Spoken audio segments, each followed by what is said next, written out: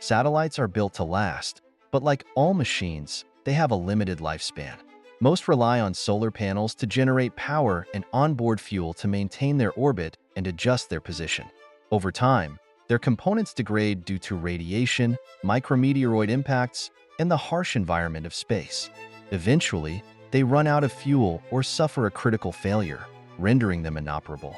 The average satellite operates for about 5 to 15 years, depending on its design and mission.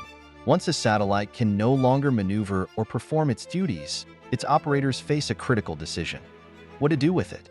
Satellites typically meet one of two fates: a fiery reentry into Earth's atmosphere or a permanent retirement in a distant graveyard orbit.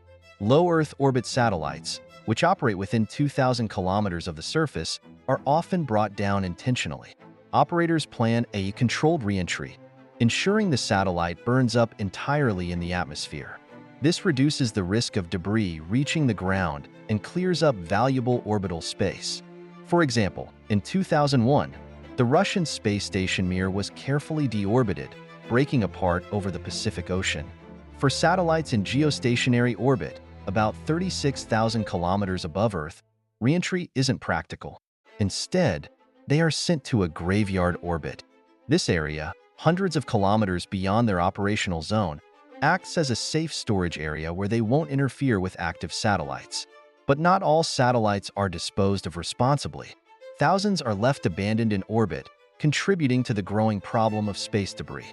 Currently, over 27,000 pieces of debris larger than 10 centimeters are tracked, but millions of smaller fragments also pose a significant threat.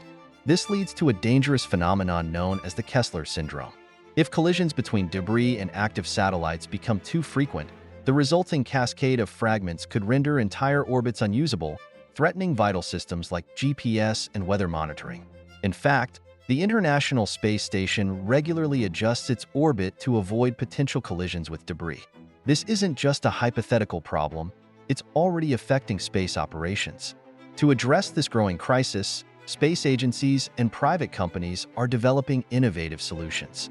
Modern satellites are being equipped with end-of-life technologies, such as propulsion systems that allow them to deorbit themselves or move to graveyard orbits.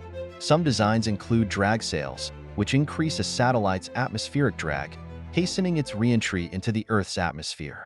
Active debris removal is also gaining momentum. The European Space Agency's Clear Space 1 mission, scheduled for launch in 2025, aims to capture and deorbit a piece of space junk using robotic arms. This mission could pave the way for large-scale cleanup efforts. International collaboration is crucial. Agencies like NASA, ESA, and private companies are working together to establish guidelines for satellite disposal and launch debris mitigation standards. As our reliance on satellites grows, with mega-constellations like Starlink and OneWeb deploying thousands of new units, ensuring sustainable practices in orbit will be more important than ever. Every satellite launch now includes a responsibility to consider its end-of-life plan, not just its mission. The story of a satellite doesn't end with its mission. It continues as part of the broader challenge of maintaining space as a safe and accessible environment. By understanding what happens when satellites die, we take one step closer to solving the pressing issue of space sustainability. As we push the boundaries of space exploration, one thing is clear: every decision we make in orbit today will shape the future of our journey into the cosmos. If you found this insight into the life cycle of satellites fascinating, subscribe for more space exploration stories. Let us know your thoughts. How should we tackle space debris? Together, we can explore the final frontier responsibly.